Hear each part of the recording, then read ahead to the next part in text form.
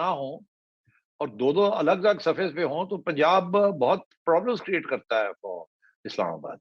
मुझे तो याद है, यहाँ बहुत से लोग हैं जो कि शायद इन्होंने 90 की दिहाई के सारे सियासत जो है जो होती रही है सुनी हो। जब नवाज शरीफ साहब चीफ मिनिस्टर से पंजाब के और मोहतरमा बेनजीर भुट्टो साहिबा प्राइम मिनिस्टर थी, तो बहुत बुरे हालात थे। यहाँ तक कि सेंटर जो था वो अपना चीफ सेक्रेटरी भी नहीं लगा सकता था। जब prime minister of Pakistan Lahore आते थे तो उनको रिसीव करने के लिए चीफ मिनिस्टर भी नहीं जाता था, और वो आके स्टेट गेस्ट हाउस में रहते थे एंड सो ऑन। तो इस किस्म की सूरत हाल तो नहीं चल सकती। Punjab is half of Pakistan, और अगर पंजाब में एक हॉस्टाइल गवर्नमेंट बैठी हुई है तो बहुत इंस्टेबिलिटी होगी। तो मैं ये समझता हूँ कि ये क्रिटिकल है इस गवर्नमेंट के लिए, सर्वाइवल के लिए, कि ये जो बाई इलेक्शन होने हैं ये इनमें ये मेजोरिटी जीते ताकि पंजाब को मुस्तकम कर सके। फिर जाके ये जो ट्रांजिशन है ये कामयाब होगी।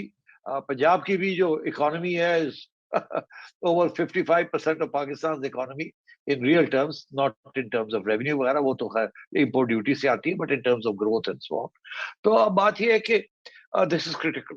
अगर तो इमरान खान जीत जाता है बाई इलेक्शन, तो मैं समझता हूँ जैसे मैंने कहा ड्राइंग बोर्ड खुल जाएंगे, हमजा की हुकूमत चल नहीं सकेगी, अदालतों में घूमेंगे, इंस्टेबिलिटी हो जाएगी, और फिर इस्टेब्लिशमेंट जो है वो टोपियां पहन के और बैठ जाएंगे, रोलिंग अप देयर स्लीव्स की हुड़की करिए। तो अगर ऐसे हुआ तो फिर यू कैन इमेजिन कि इंस्टेबिलिटी होगी।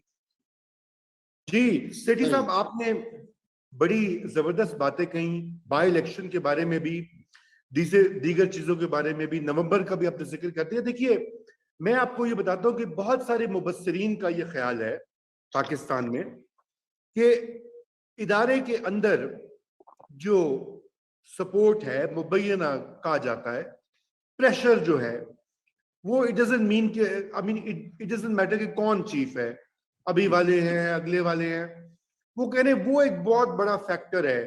किस हद तक आप समझते हैं ये बात सही है कि जी वो डिटरमिन करेगा अगला सारा जो पॉलिटिकल प्लान है, जो नक्शा है?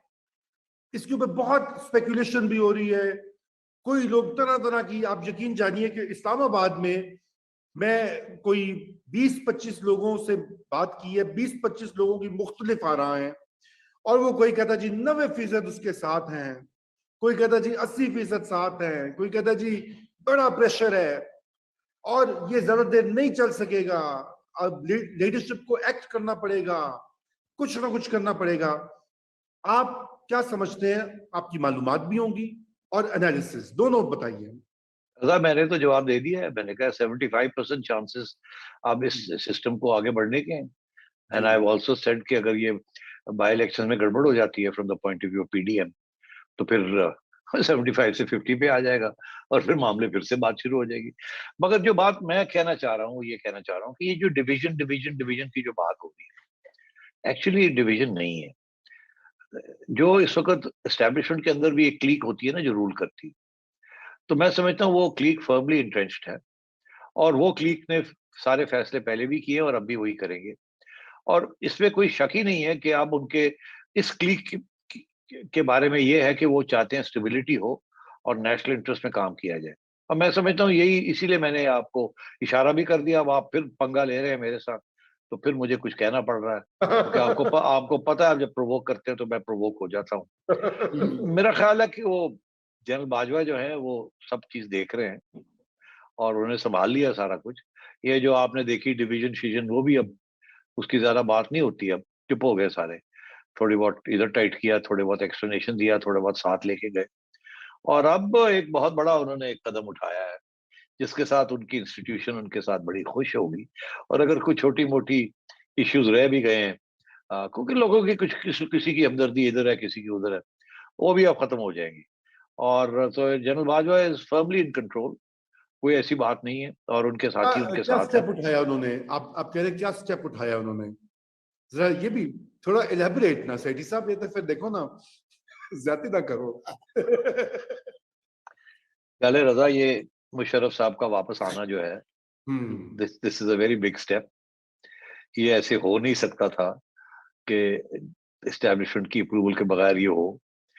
और मेरा तो ख्याल है इस्टेब्लिशमेंट की अप्रूवल छोड़े, इस्टेब्लिशमेंट के कहने के ऊपर ये हो रहा है। और सारी सियासी जमातें जो है या चुप रहेंगी या खैर मकदम करेंगी। और वो आएंगे, उनको फौज ला रही है वापस, और they making a point also.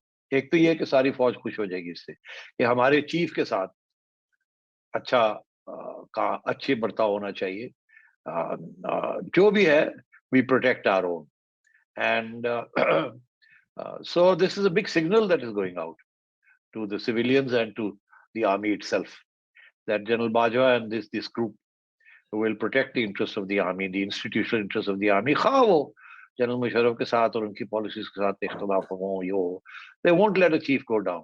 आपने देखा कि जनरल कियानी के बारे में ये था कि जनरल कियानी ने आखिरी स्टेज पे डिच्ड जनरल मुशर्रफ, बट उन्होंने भी उनके खिलाफ कार्रवाई नहीं होने दी, मगर जनरल रहील शरीफ ने तो उनकी एक्चुअली मदद की थी, जी और जी उसके बाद जनरल बाजवा ने भी उनके खिलाफ कभी कुछ नहीं किया। और अब जाके मेरा ख्याल है कि इज डिसाइडेड कि this will be a very big thing के, और अब बातें आ रही हैं जी स्टेट फ्यूनरल और ये वो वगैरह वगैरह, आई डोंट नो क्या फैसला होगा, मगर और किस तरीके से इसको देखा जाएगा। मैं तो समझता हूँ कि ये स्टेट फ्यूनरल वाली बात नहीं होनी चाहिए।